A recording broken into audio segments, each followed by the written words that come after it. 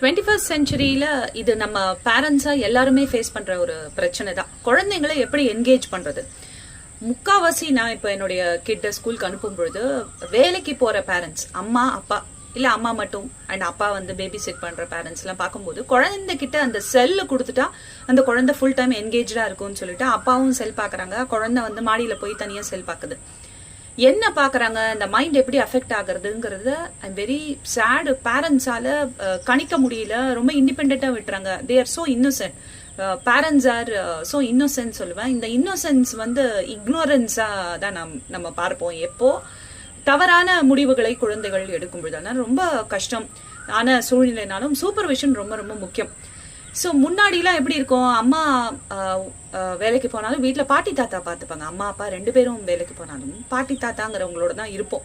So இப்போ தனி கொடுத்தனம் வந்தாச்சு. அம்மா அப்பா ரெண்டு பேரும் வேலைக்கு போகும்போது அந்த குழந்தைய முன்னாடிலாம் ஒரு ஹெல்ப் போட்டு அவங்கள வச்சு சூப்பர்வைஸ் பண்ணிட்டு இருந்தோம். அதுவும் கிடையாது.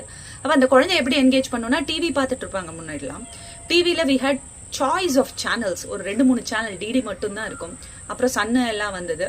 அந்த மாதிரி என்ன சொல்றது, இந்த கேபிள் சேனல்ஸ் வந்தது. இப்போ டிஷ் போய் யூடியூப் வந்து நான் ஸ்டாப் அந்த குழந்தை டிவி பார்த்துட்டு இருக்கும் பொழுது நீங்க பார்த்திருப்பீங்க எப்படி சயின்டிஸ்ட்லாம் சொல்றாங்க, டோபமைன் செரட்டோனின் அந்த மாதிரி எக்ஸைட் ஆகிற ஹார்மோன்ஸ் வந்து இந்த குட்டி குட்டி ஷார்ட்ஸ் பார்க்கும்பொழுது எல்லாருக்கும் நமக்கே ஏற்படுகிறது. வி பிகம் அடிக்ட்ல. ஐயோ அடுத்த நாள் அந்த 1 minute ஷார்ட் வராதா? டாக்டர் மீரா எனக்கெல்லாம் கூட ஃபாலோவர்ஸ் இருக்காங்க, நான் பாத்துக்கோங்களேன், எப்பயோ நான் வீடியோ போட்டாலும். ஸோ அது அந்த குழந்தைங்க மனசுல வந்து ஏக்கம் தோன்றுகிறது. ஏன்னா தாய் தந்தை பார்ப்பதற்கு இல்லை. இந்த யூடியூப் சேனல்ல இருக்கிற ஒரு ஆண்டியோ அங்குளோ ஒரு ஃப்ரெண்டோ ஒரு பாயோ கேர்ளோ வந்து பார்த்தா அதுல ஒரு எக்ஸைட்மெண்ட் வருது. வேற ஒன்றும் இல்லை, we are just trying to communicate to the external world.